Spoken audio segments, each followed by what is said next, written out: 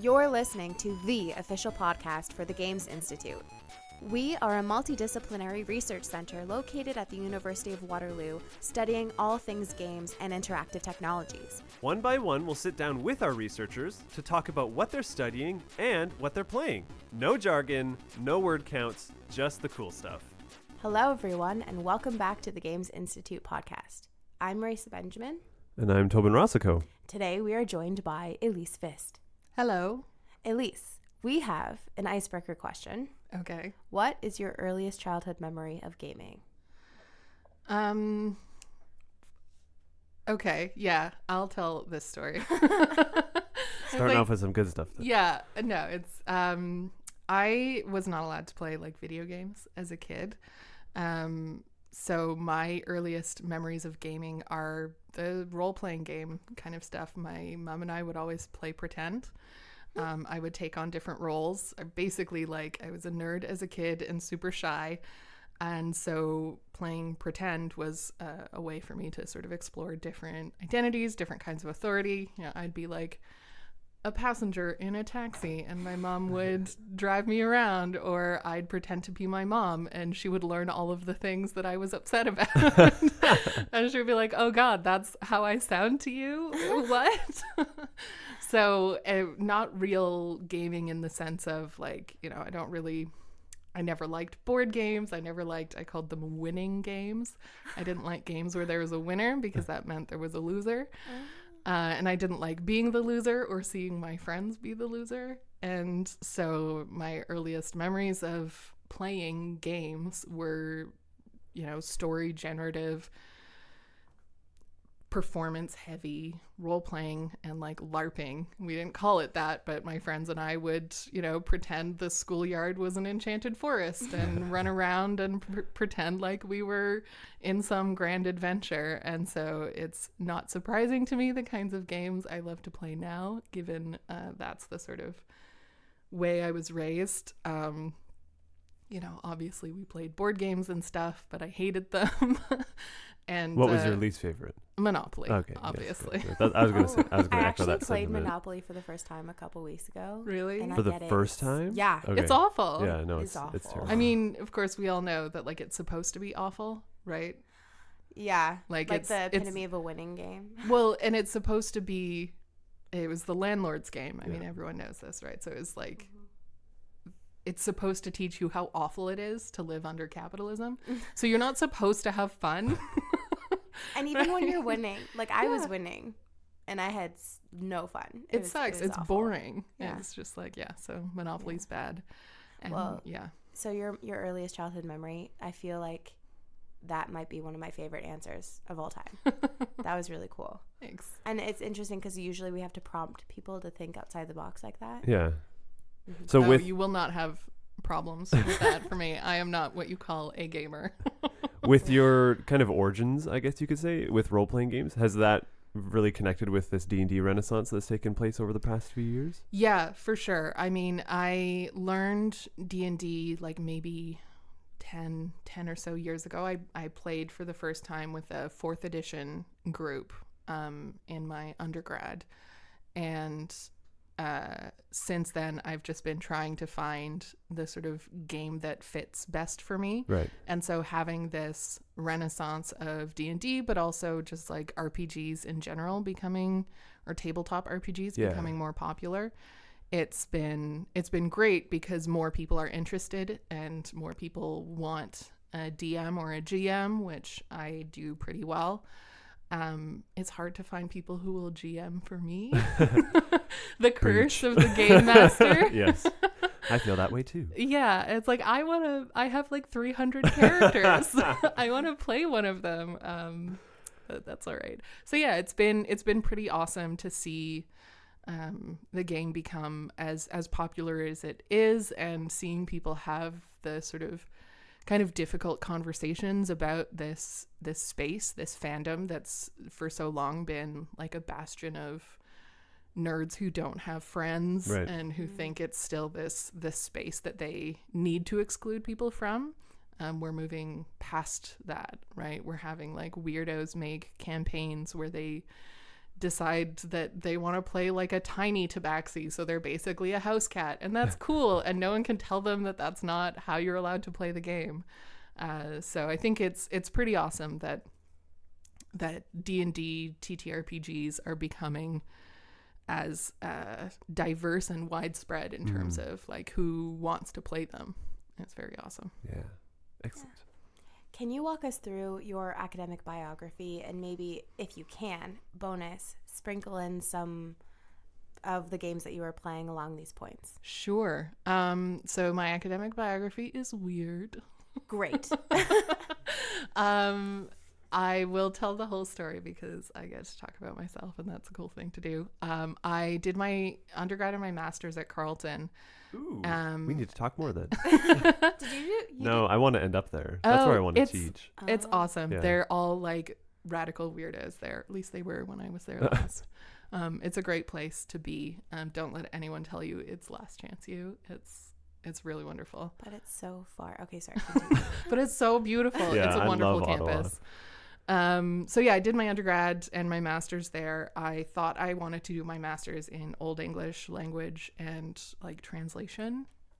Yeah. So that's what I started in, and I still kind of miss doing that work. It's really fun. But I got into a electronic narrative class, like a hypertext after the novel nice. kind of book with Brian Greenspan. And he was like showing us all these hypertext literature, 80s, 90s, like cyberpunk grunge stuff. And I was like, holy crap, you can study this? Like, you can study the internet, you can study e-literature, this exists. And it sort of blew my mind. So then I was able to work on a project with Brian Greenspan in the Hyperlab, is what the lab was called. I think it's still called that. I got to make my own hypertext narrative. So he has this story trek system where you like, it's GPS based. So this was before smartphones, really. So we were using this giant GPS machine to trigger parts of a narrative. And so that's where I got into like locative gameplay, or sort of storytelling based on specific locations in the world. And at that time, honestly, I don't think I was playing much. Oh no, that would have been the year I bought Dragon Age. Oh boy, monumental. An important year in my life. I bought Dragon Age, played through it, bought Mass Effect, then immediately bought Mass Effect 2, and then waited for Mass Effect 3, and then bought Dragon Age 2, and was just like, oh, okay, all the BioWare. And I think around that time I joined the 4th edition campaign. I took some time to like make money. And then I came here to do my PhD. Initially thought I was going to be doing autobiography in games, which is like still a thing I'm interested in, but I've shifted my interest a lot more into fan studies and fandom, as I've found that I just prefer that mode of scholarship. And meanwhile, I'm still just playing Dragon Age over and over and over again. Have you moved on to Inquisition? Yeah. I play Inquisition over and over again.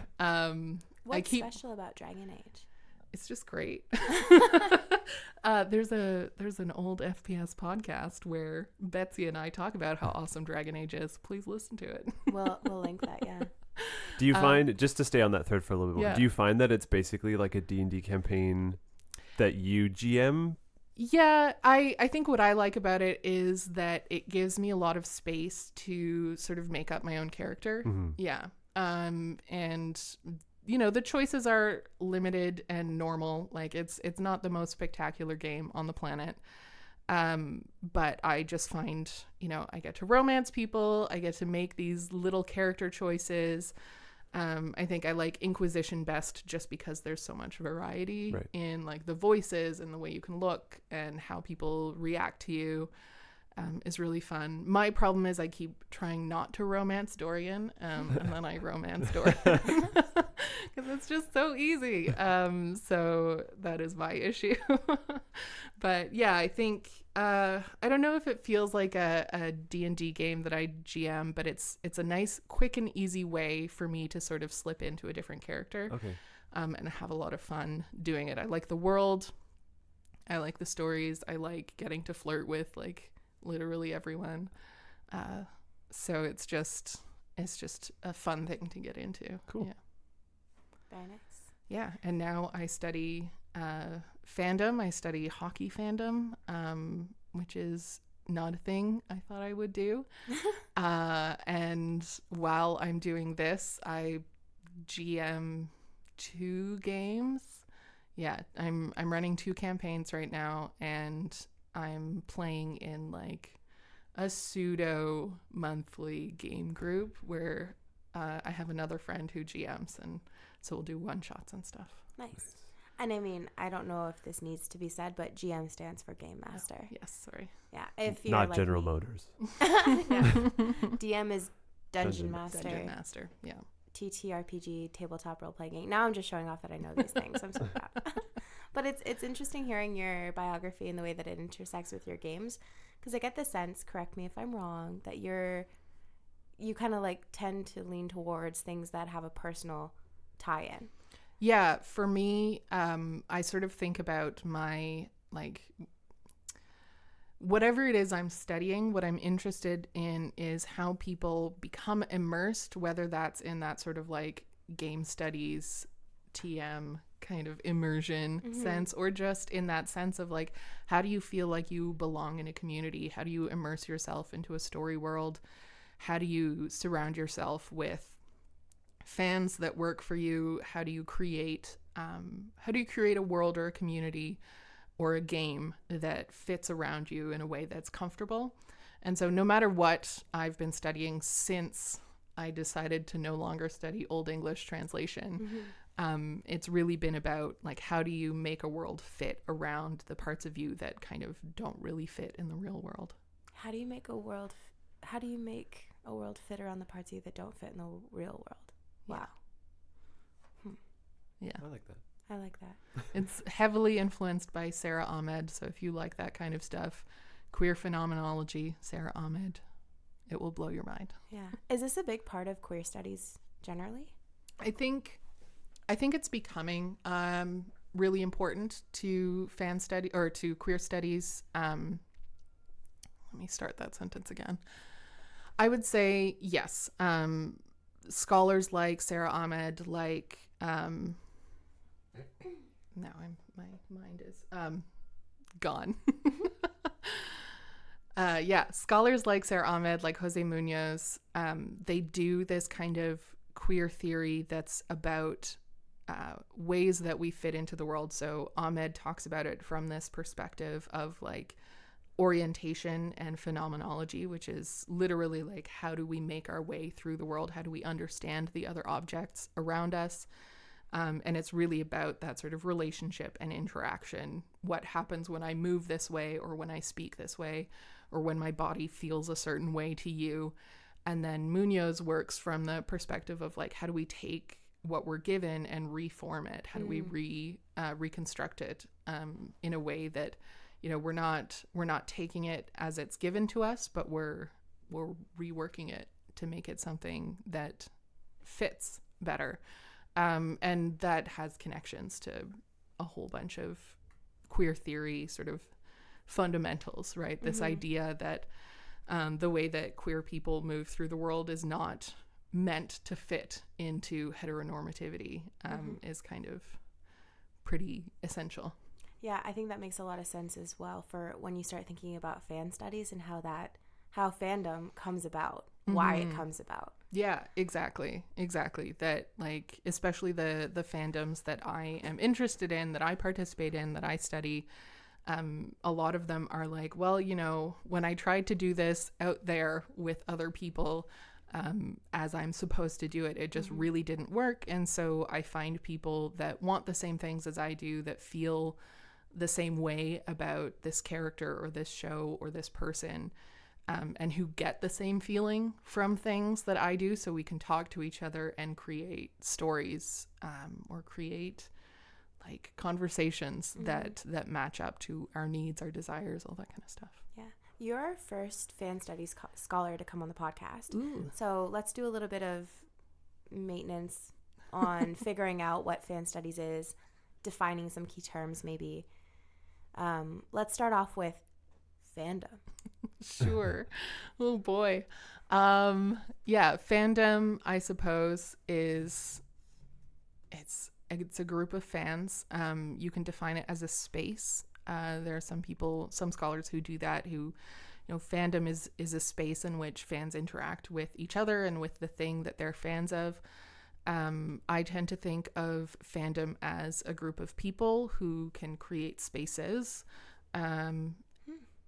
because you act in different ways depending on what it is you want. I take a very sort of rhetorical genre approach to how I think about fandom. So for me, it's a context rather than anything else, but it's a group of people who are connected to each other through their relationship to each other and to the thing that they love, whether that's a band or a book or a TV show or a hockey team or anything like that. And you have one term that I came across a while ago. I think it's intimate public. Yes. Can you describe what that is? Yeah, so that's a term developed by Lauren Berlant, and in her theory, an intimate public is so a public is a group of people that's addressed by a text. So like when, the Globe and Mail writes an op-ed and you read it and you sort of participate in that reading and responding and thinking about it, you become a part of the public of the Globe and Mail. It's the people who are addressed by it and who are expected to be interested in it and respond in certain ways. An intimate public is a group of people who don't necessarily realize they're a public until they're addressed by a specific text. So Lauren Berlant described it as like women who were housewives who would have, read self-help books that named that sort of ennui of being a bored housewife who felt like uninspired by the world and their lot in life, and realized in reading this text that there are other people like them, that you do have a public to connect to. Amy Morrison, my supervisor, brought that into online digital studies, talking about personal mommy blogs and how this network of mommy blogs enabled this intimate public to actually speak to each other. And so an important element of Morrison's definition of intimate publics is this relationality, that you speak to each other. You don't just sort of know that you all exist, you write explicitly to each other. Like, I am addressing the other mommy blogger. I am responding to your comments. You're talking to me about things that I have said, or we share language, we share a way of like talking about things, and we have our own codes.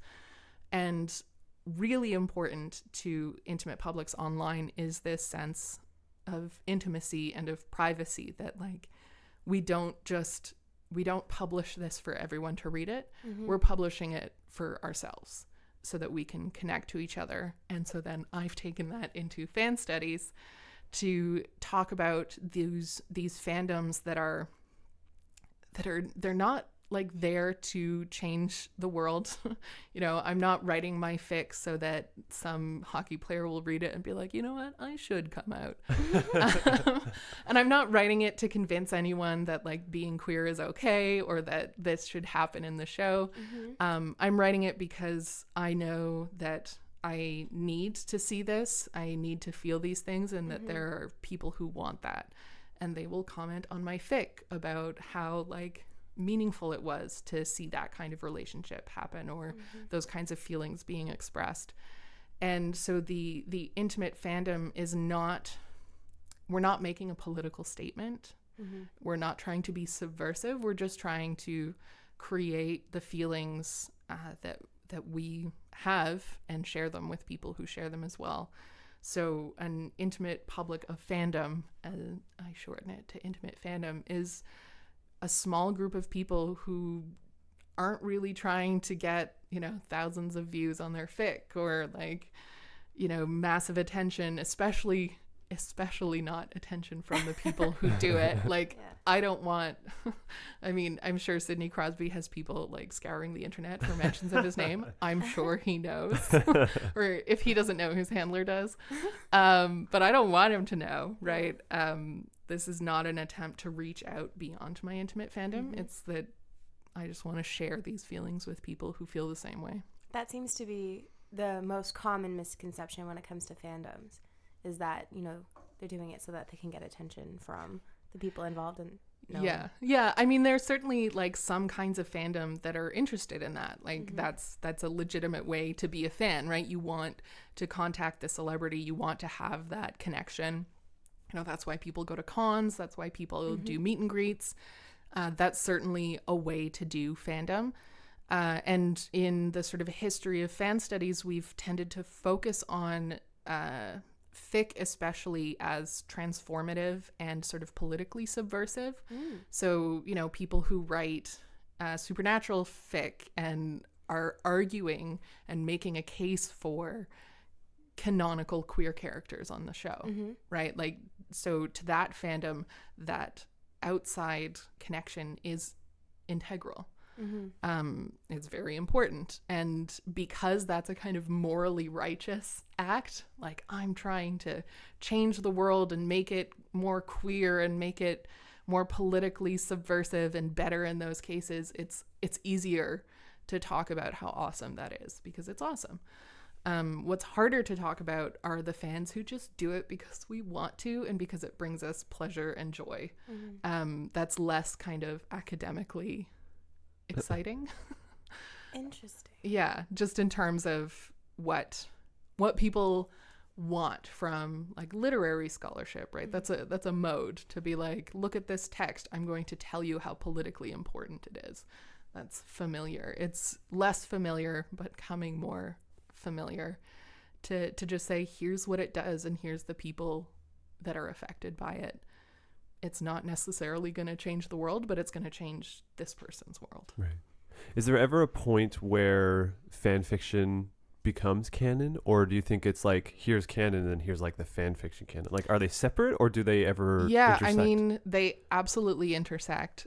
Some people want them to never intersect and they would call it fan service if like a TV show did something that they got from fans. So follow-up, is Harry Potter and the Cursed Child fan fiction or is it canon?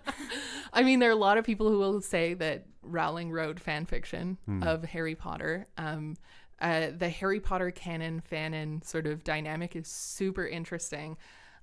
There's definitely work on like the way that Harry Potter fans have kind of taken over canon the more unhinged Rowling becomes. Right. And they're like, you know what? No. Like they become the gatekeepers yeah, rather they're than like, her you don't being... get to do this anymore. We're in charge. We actually know this a lot better than you do. I am so in that camp, though, for the record. Yeah. So, I mean, I think you'd be absolutely correct to say that Cursed Child is canon because for some people it's not canon. It is absolute. For some people, the last book isn't canon or the epilogue isn't canon. Right. You know, in your own fandoms, you get to make those choices. And like, I would argue that one of the ways you can tell intimate fandoms apart is in those decision points, right? Like this counts as canon to us. And if it doesn't count as canon to you, then you're not us, you're them. And that doesn't mean you're bad. It just means you're in a different fandom. Separate parties. And that's how I think like fan wars happen, right? Or like ship wars, is that people don't realize that they're actually in different fandoms or they don't recognize that there's a significant enough difference in how people think of the fandom that actually the way you feel about it, the way you think about it, the way it makes you feel is so different that you're not actually participating in the same fandom. It has the same name, but it's not the same. So canon is everything that comes from the source material. Yeah, canon is the sort of like officially authorized story. So for something like Star Wars, for example, there's billions of canons. Oh, right? Because there's the novels and the movies and comics and video the comics games. and different on and on and on. writers and different storytellers. Like Marvel, right? We have the canon. Like Endgame, right? Marvel's Endgame is the canon what the Russo brothers tell us, Yeah. or what the writers, I don't remember their names, tell us. Like, they have very different opinions on what that story means, and they both worked on the same movie, right? So what's canon? Part of fandom is making the choice for yourself what counts in it as it. But generally we think of canon as the story as told to us by people who have authority over that story, whether they're authors or directors or...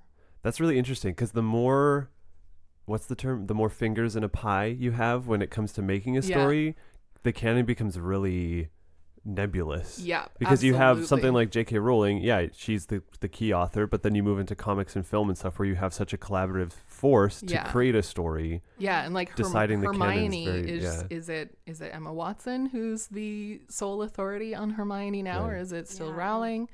Right. It's very interesting, and especially when you get actors and stuff participating in, like, you know, you go to cons and you ask an actor, what was the motivation for this choice? And they'll tell you what the character's motivation was. Does that count as canon now? What the actor said their feelings were. Fascinating. Yeah. And so some people will be like, yeah, that's canon. I'm going to take that in. That's part of my fandom now. And other people will not. How does this all translate to real person fanfic? Yeah, very ickily. I totally get why people are made so uncomfortable by real person fanfic, which is fan fiction written about actual people. So not fictional characters, but like real human beings. So like celebrities, musicians. Yeah. Apparently there's One Direction fanfic. Yes. Yeah. There's a lot of One Direction fanfic. A lot of it. And their canon is really hard to pin down, because we tend to think of real people as having, like, there's an objective reality for what Harry Styles is, right? He's a true person who exists on his own without any kind of storytelling around it, but he's also a celebrity, and celebrities have star images or personas that they perform in public. Even if they're not performing a fictional role, they have a persona. They have things that they do in interviews and for photo shoots and for behind the scenes videos that are not necessarily how they act with their closest friends or their parents or their family. And so we have a real person who exists outside of fictionalization, but we also have the celebrity persona, the star image, that is fictional and is not entirely developed by the celebrity, because it's also created by the people who write about the celebrity, like tabloids, like sports commentators, like their manager, like the director who works with an actor, all the people who help construct the image of a celebrity it's vast, and that includes fans and how fans react to them. So the canon of a celebrity is really difficult to know what it is. Even things that they've said themselves, like David Bowie had said, like, I'm straight, I'm gay, I'm bisexual, I don't want to talk about it, right? Like, so people can say, well, he said he's straight. People can say, well, he said he's bi. Well, he said he's this. So what we choose to make true is as much fanon as it is canon, to some extent. Wow. And that's the sort of like step back that I take, because I do believe personally that there's like a line, you know, if someone makes a statement about themselves, I want to believe it. And I don't want to work against that. So if, you know, Kristen Stewart is gay, and if someone wants to interpret her as straight, that makes me really uncomfortable. But that's sort of the big question of real person fan fiction, is what do we get to do and still not feel like dirty creeps? I'm thinking about how all of this stuff kind of relates back to identity. Because I don't know if there would be contention over if Kristen Stewart is grocery shopping, so much so as her sexual preferences. Yeah. But maybe she never grocery shops and she would be offended if she saw that. I don't know. Yeah. It seems like a small thing, but I'm starting to notice how identity seems to be the recurring theme in all of this. And it also seems that that's where you personally draw your line.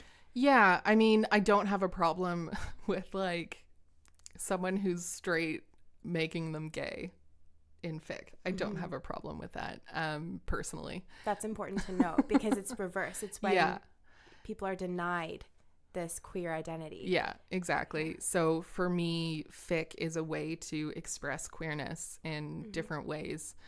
And I just don't do straight fic. I don't do het fic. There's a ton of it. It's just not interesting to me. So I don't read it or talk about it or particularly have any interest in it. Because to me, that's what fic does, is lets me create worlds in which queerness is what I need it to be at any given time. Yeah. And so I'm okay with making straight people gay. I'm not okay with making gay people straight.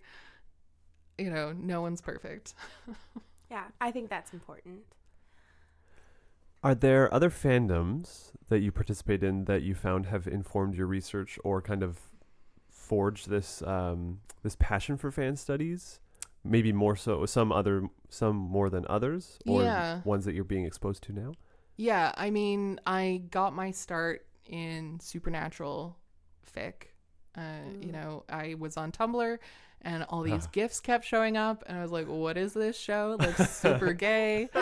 It is not, spoiler alert, it's not super gay. I mean, the two leads are brothers. So Yeah. who's the... Well, I mean, so for the first 4 years of Supernatural, the main ship was Wincest, the Winchester brothers, aka Wincest. And then Cass showed up, and so Dean and Cass became a competing ship. But what's fascinating to me about that sort of like Wincest stuff is that so in the show they're brothers, so a lot of people moved into real person fic to pair the two of them together. Oh, that is so interesting. Yeah, and because they wanted to keep that sort of like urban fantasy, mythology, magic, werewolf stuff, they developed their own sort of fanish canon of werewolf sexuality and stuff. So if you've heard of Omegaverse, it was born in Supernatural RPF. So like werewolves and alphas and omegas falling in love with pheromones and stuff. That was built because people were like, not cool with incest, super cool with like weird werewolf sex. Let's do that. It's awesome. So I'm very grateful to Wincest shippers who were like, let's move into RPF because Omegaverse is super fascinating and amazing. What's RPF? Real person fan fiction. Yeah. So many abbreviations. It's like Well, starting it's all at Waterloo online. again. We don't have time for typing everything out. So yeah, Supernatural, hugely influential to me. I don't watch it anymore. I was burned one too many times. Spoilers, they killed the lesbian and it just ruined me. I watched the first 7 seasons. And then... she's not, I think she shows up at the end of season 7. Okay. Yeah, it just was too much. One too many like queer baits, one too many, total denials from canon makers being like, well, why would we ever do something like this?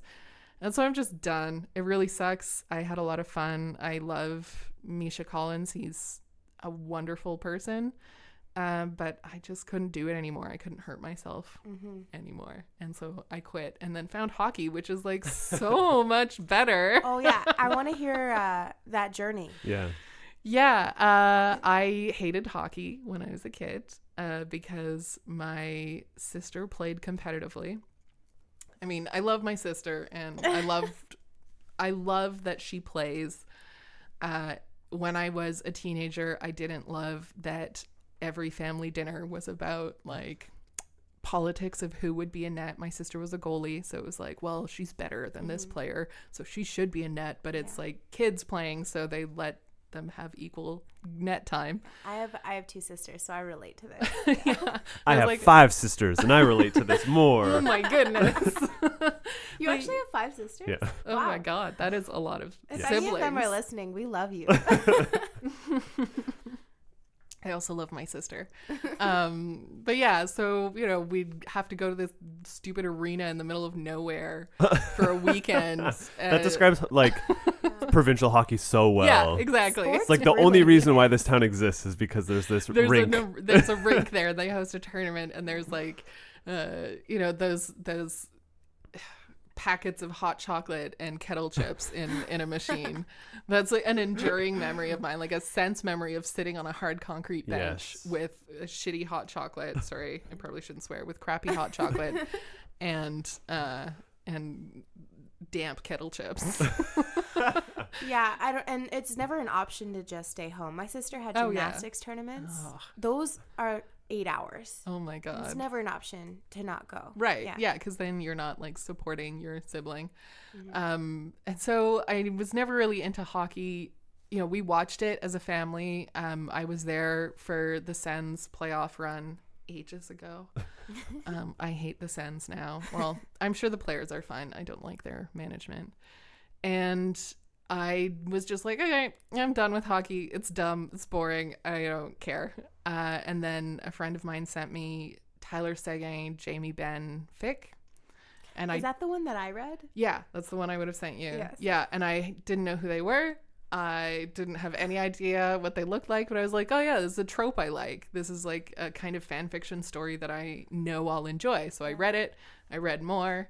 And I was like, huh, I guess I should like, I don't know, Google these guys. So then I started learning about the players. I learned about that I'd been reading fic where one of the players has been accused of rape. So I don't read his fic anymore or read fic with him in it anymore. And just like learned about the players, realized I really liked Sidney Crosby, started watching Penguins games, started getting real into it, was like, I wonder how their contracts work, and started learning about that, and started caring about trades, and started caring about management and ownership and stats.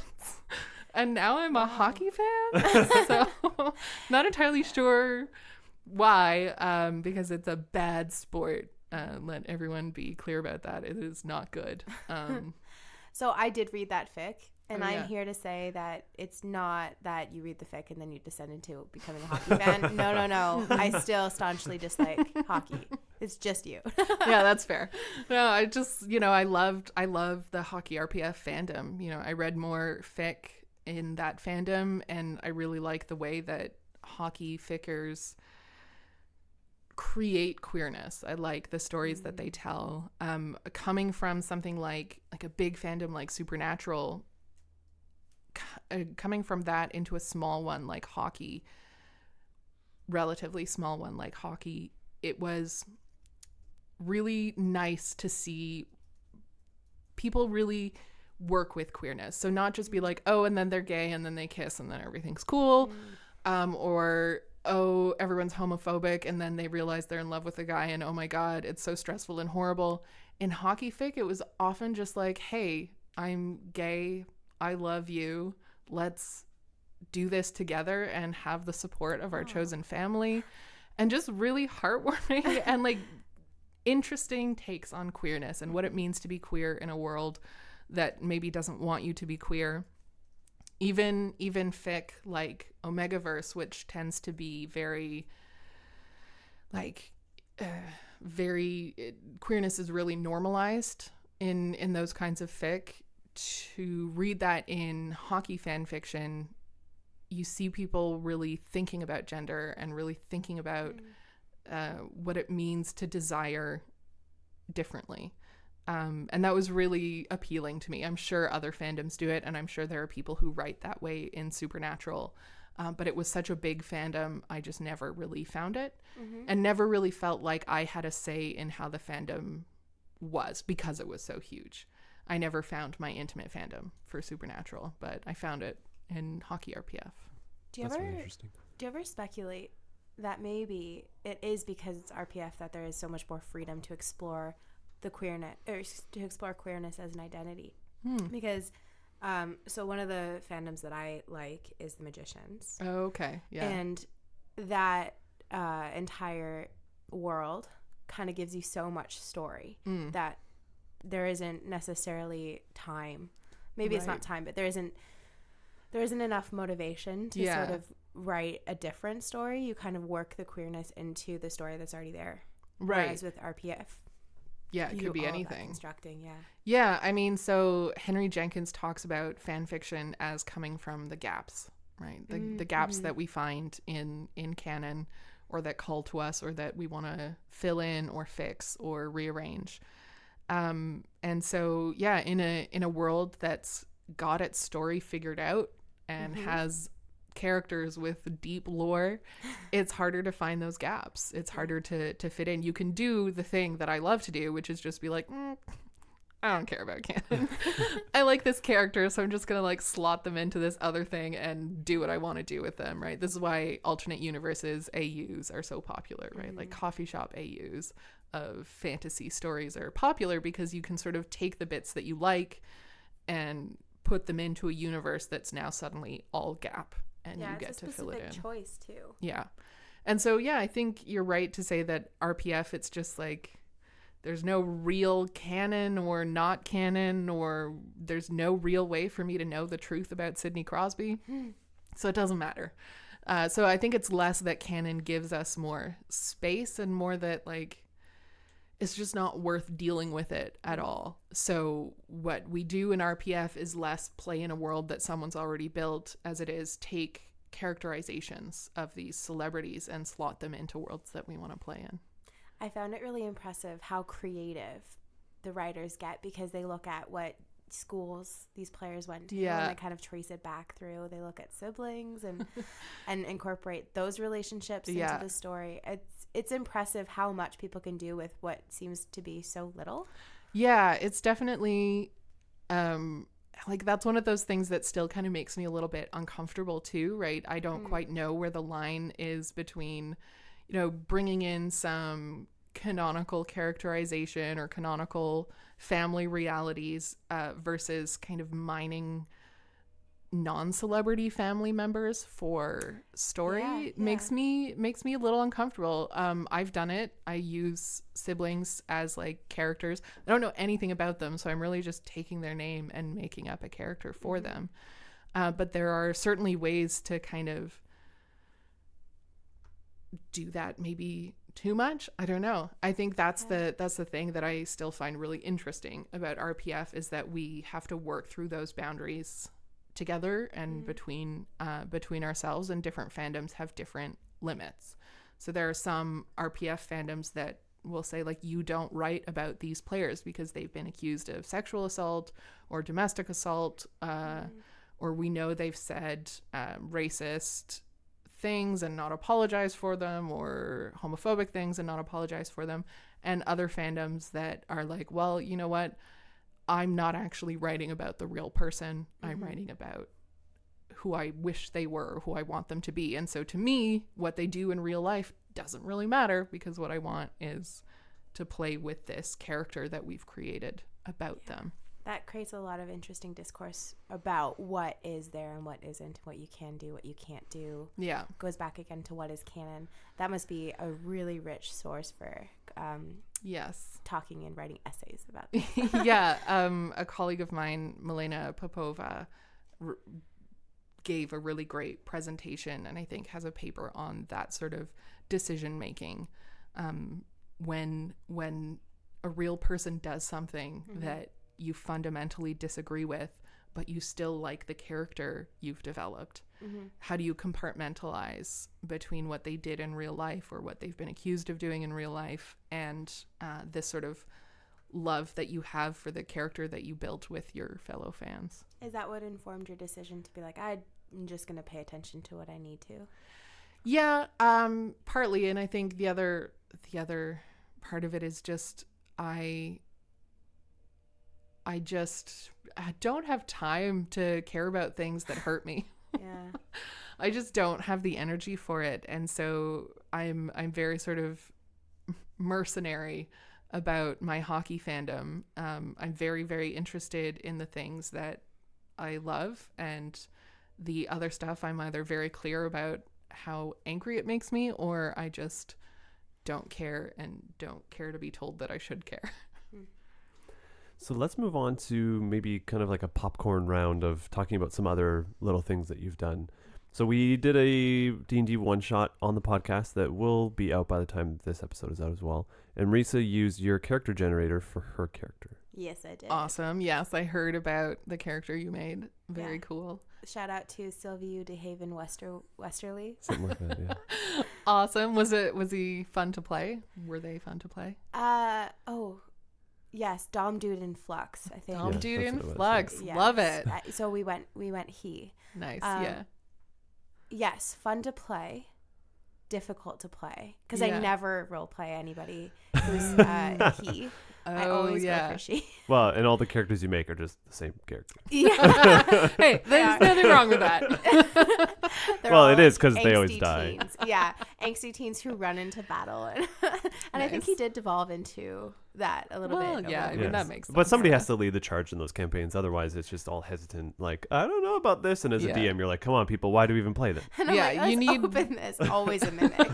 Yeah, you need at least one Leroy Jenkins. That's right. Otherwise, nothing happens. So what led you to wanting to create something like this, and maybe talk about the process of creating it? Because it was fascinating to read like the sheet of Oh, yeah, thanks. fill in the blank stuff and whatnot. Yeah, what led me to create it is that I just make characters for fun on my own time. I love making characters. I still love doing it, even though D&D Beyond exists. Like, I love doing it in the system. I kind of miss doing it on pen and paper. I find that element of it really kind of soothing. And it's a fun little brain puzzle that doesn't take a lot of energy to do.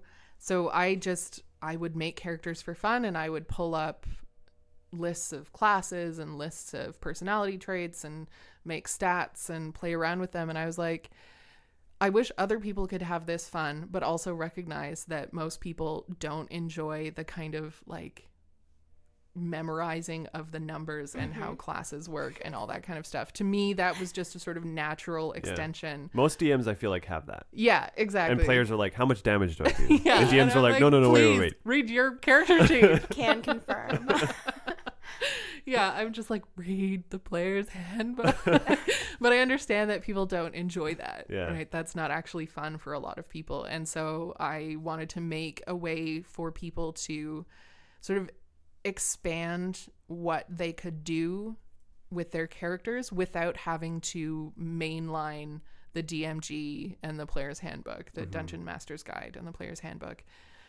So I wanted to kind of put that in a space that that they could access without having to necessarily want to learn all about it. And it was really important to me that it was pen and paper and dice, and not like, people have asked me if I would consider making it like a generator online, and no.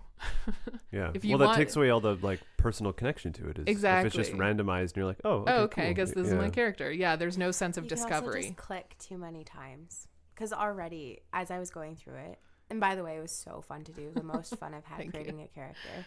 That was my other goal, is to make it like fun. Yeah, but already I was re-rolling a couple of Yeah, times. absolutely, which you should be. Yeah. I mean, to me, that's why I want to keep it pen and paper, is because I want you to be able to like look at what you get and be like, no, I don't really feel that. I'm gonna roll again, see what I get. Yeah.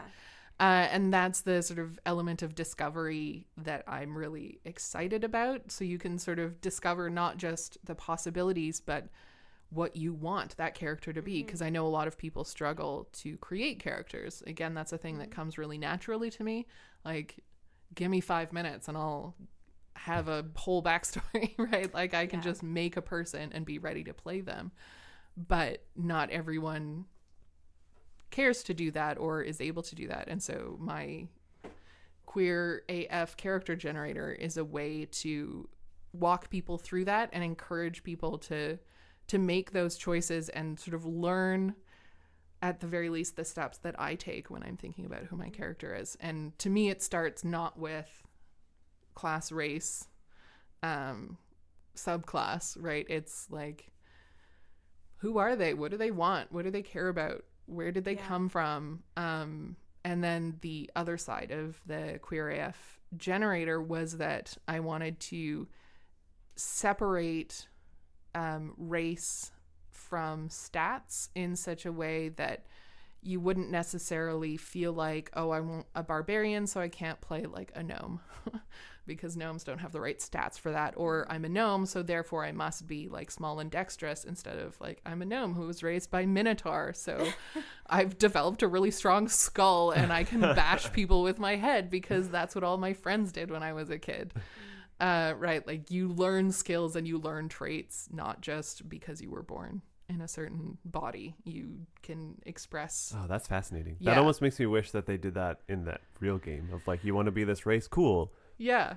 Here's 3 extra stat points, put them where you want. And like I mean, that stuff. yeah, I think would you be... absolutely can do that, right? You can make your own variants at any time. There's, I think in the DMG, there's a description of sort of how you can make a race stat block. Yeah. Basically what it is any race gets 3 attribute points, and you can swap out some of them for abilities and traits, right? Mm-hmm. So you can totally do that on your own, but the game doesn't really communicate that. It doesn't really make that the first choice. It makes that a like, oh, if you want to do this at some point. And then you have to be the kind of person who understands what kind of skill would count the same as a +1 to your dex, right? That's real weird mathy stuff. And so hopefully the generator is a way to like play around with that, and become a little bit more comfortable with taking D&D apart a little bit, because you're supposed to. Yeah. And I feel like this edition wants you to do that more so than previous ones. Yeah, absolutely. I'm so happy with 5th edition. I know there are still some problems. Honestly, I don't have problems with 5th edition. I think it works perfect for the kind of gameplay I want to have. Yeah. I'm amazed that I learned on 3.5, but I played a campaign in 4th, and I'm amazed that I continued to play D&D after 4th, because 4th is real bad.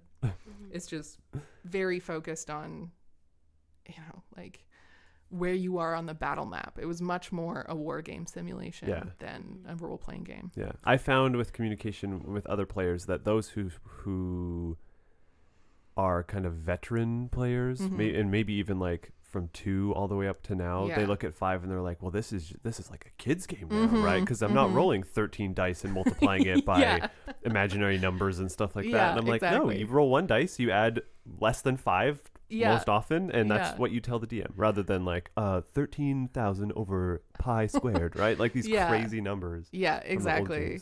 It's so much more made for you to be able to just jump in and start playing, which I think is awesome. Of course, there are people who don't think that's awesome, but they're wrong.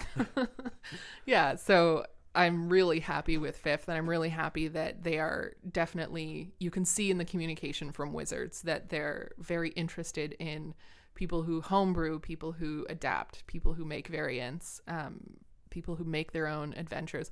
What's kind of mind-blowing to me is that there are people who run from written adventures, like people who run games from pre-written adventures, because I find that impossibly difficult. Yeah, I can't do it either. I cannot do it, because I'm just like, what? I have to know all this stuff?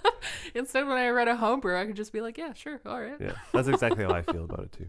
Yeah, so I'm amazed that people can run from adventures, especially because I think 5th edition it's so easy to homebrew a world, to just sit down with a vague plan and run a pretty solid game. Yeah.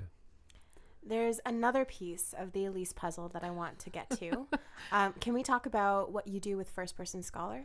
Sure. I mean, I don't do as much anymore with First Person Scholar as I used to. I'm now a kind of podcast editor. I have done a number of podcasts with FPS.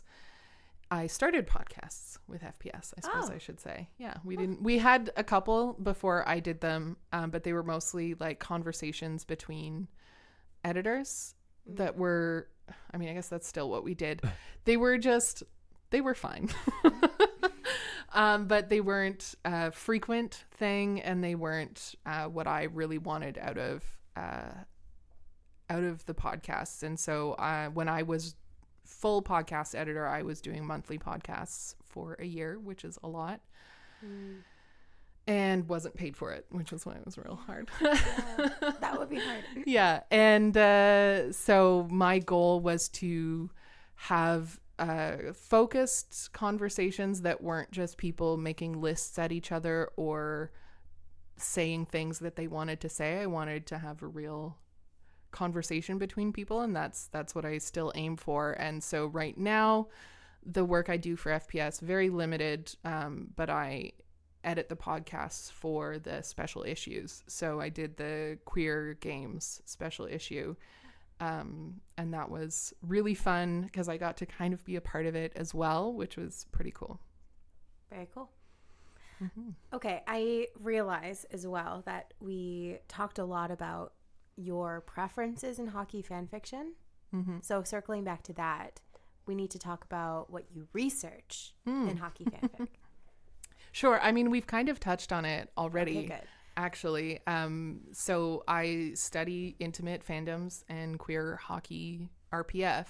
So my dissertation is a kind of introduction to real person fan fiction, to hockey fandom and fan fiction. So one of the things I'm really interested in is that kind of, how do we take what we get from public fandom, so this sort of what you might consider a kind of normal hockey fandom that you would see on CBC or in Hockey Night in Canada. Would these be like press releases or interviews? Yeah, or just like what you see on ESPN or NBC, like the sort of official public, what you think of when you think of watching hockey, playing hockey, being a part of a hockey community, those sort of normative elements, this kind of like hockey is about being Canadian and being this tough gentleman who's like gonna punch someone on the ice but will say like good game and I respect you off the ice, and not really have anything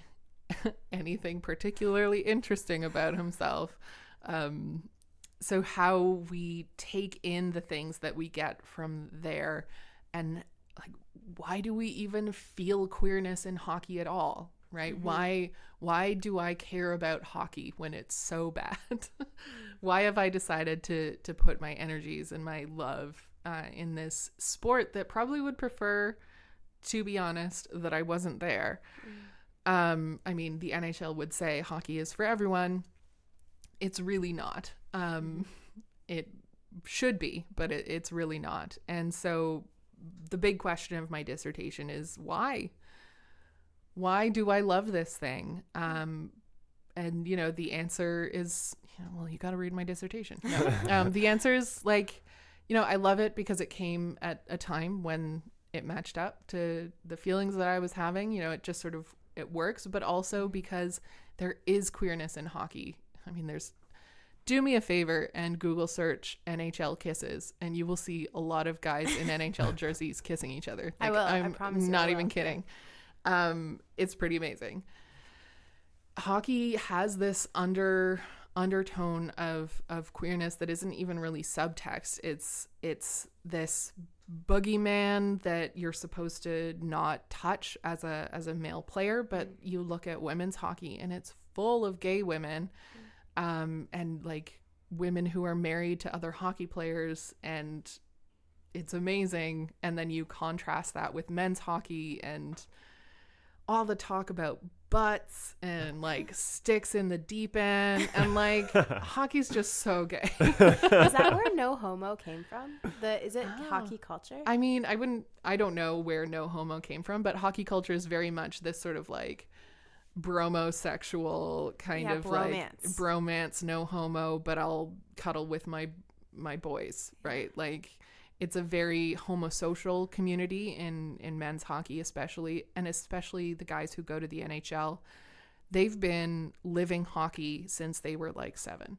So a lot of them have probably never really had women friends. They've probably never really had experiences where they were around people who weren't sons of wealthy white people. It's a very weird community. And so they do weird stuff. And that weird stuff is really fun to play with. Like, they'll post pictures of themselves cuddling with their boys, and they're half naked and sprawled all over each other. And I know we're supposed to be like, oh, well, you know, straight men can express affection for each other in ways that are not necessarily gay. Very true. But to do that in a space like hockey is just like, but it's so gay. So yeah, it's yeah, again, not always the most ethically comfortable thing to care about, but hockey is just a weird sport. So it's a valid research method for you to look at these photos of hockey butts. Yes. That's great. Yeah, my 5th chapter is about butts, which is pretty great. I'm coming to your dissertation defense. Everyone's invited. Yeah, I mean, butts are a thing that hockey cares about because a big, strong butt makes you a real fast skater. Okay. So you're supposed to have a giant butt. And you're supposed to want to have one. And when you see one, you're supposed to admire it. Mm-hmm. But you're not supposed to admire it sexually. Mm-hmm. And so that tension, you see it in commentators, you see it in players, you see it in people talking about players. Like, it's such a strange tension. Mm-hmm. And like, butts are weird. When I was asking around the Institute, because I told some people that you were coming on the podcast, I asked them what we should talk about, and they said hockey butts. You're welcome. We did it. Yeah. I mean, absolutely. Talk to me about hockey butts. Yeah. Does your methodology go into autoethnography? I do a little bit of it. It's not like a formal autoethnography. I don't do ethnography, right? I'm not observing participants. I'm not doing interviews. I'm not doing any of that kind of stuff. But I do write from a position of someone who participates in this fandom. Mm-hmm. And each of my chapters has at least one personal narrative where I talk about like an instance in my own fandom where I had feelings related to it, and then I'll kind of thread that into my analysis of the fandom. So a lot of stories about my early fandom, or what it's like to be this weird kind of hockey fan in a family of people who are normal hockey fans. And especially, you know, we started off this conversation talking about my sister. We've really connected over hockey through my hockey fandom, and become a lot closer because of it. Wow. Which is really cool. Yeah. She and I have opposing fandoms. So she's a Flyers fan and I'm a Penguins fan. And I'm a fan of like 12 different hockey teams. But primarily, we're supposed to hate each other. But we've found our own little intimate fandom of two, right? We have our own language, our own way of talking. She'll send me things. I'll send her things. And it's been really, really cool to get to experience her love of hockey without bitterness, right? Without being like, oh, you got to go to friggin', I don't know, some town that starts with a B. So I think that's been the really awesome thing about writing through all of this. She's my research assistant. I recently had her go on cool. NHL 17 and find the celebrations that they'd animated, because I wanted to see which players got animated. Oh, cool. Yeah. I was actually going to ask about the hockey video games, and I forgot because everything else was so interesting. Yeah, I don't play. I've tried. I'm very bad. Yeah, those games are really hard. I'm just horrific at it. My sister. I actually am not bad at it. Really? But I never ever watch hockey. So yeah. Maybe. No, my sister and I play. She'll play like the worst rated team, and she'll give me the best rated team, and sometimes I score. Like, I'm just very bad at it. But I do find it super interesting. Someday I would love to write about the NHL is starting to sponsor like esports tournaments of the NHL games. Yeah, they're all dudes. all the guys who made it, all dudes. Yeah, you know, it's sports video games. What are you gonna do? So there's definitely stuff to do with the NHL video games, but not until I'm done. Let's close off, I think. Awesome. I love this beautiful commentary about your sister. Yes. And I think that's a great note to kind of close off on. Thanks. That'll be my conclusion too. Yeah. So I'm glad Well- it feels like a good ending point. Well, yes. I mean, we have one more question. Oh, okay. Well, so, but like, you know, if you're listening, if you want, you can close it off on that beautiful note. Yeah. But our standard closing question, Tobin, do you want to fire it this Sure, way? yeah. Or shoot it at the hockey charge? So if you could get everybody in the world to play one game, what would it be? Oh man. The Quiet Year. So the game that I would make everyone play is The Quiet Year, which may sound weird because I play D&D and I play Dragon Age and play those games. But The Quiet Year is a collaborative storytelling map making game where you have a deck of cards, like playing cards, and you have a list of spring, summer, fall, winter. And you are a community that has run away from a war, and you know that in a year, something horrible is going to happen. And you develop what that is throughout gameplay. And each person takes turns drawing a card and making a choice based on the card that they have. And you add something to the map and you make decisions about the community. And by the end of the year, you have all of these people and these stories and a literal map of the world that you've built. And it can be tragic and it can be funny and it can be super high tech. It can be super fantasy. It can be super mundane. All of those world building choices are up to you. And so I would recommend that game and I would have everyone play that game because I think what it does is it really makes you think about what creates a community, what brings people together, what kinds of choices will change people. I don't know. It's a really fun game. And it's great to play at the start of a TTRPG campaign, which is what Friends at the Table did. So you can world build with your players.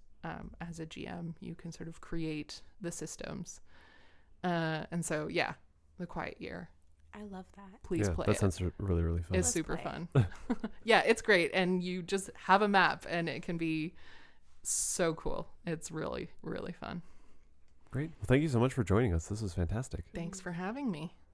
I'm happy always to talk, as I'm sure you could tell. I love talking. Where will people be able to find you online? Do you have set landing pads for people? Yeah, I mean, I'm on Twitter, so at Visticuffs. Find me there. I have a website, but I don't really update it, so don't go there. But yeah, Visticuffs on Twitter. You can find me tweeting about things that I care about, which change a lot. Right now, it's like, Indigenous rights in Canada, queerness, hockey will start to happen. Women's hockey, I tweet a lot about women's hockey. It's not part of my diss, but I think that's the fandom that I'm most comfortable in as like a person who exists in the real world. Women's hockey is great. Watch it. They're on Twitch now. Oh, cool. All right. Well, thank you so very much for being here. Thanks for having me.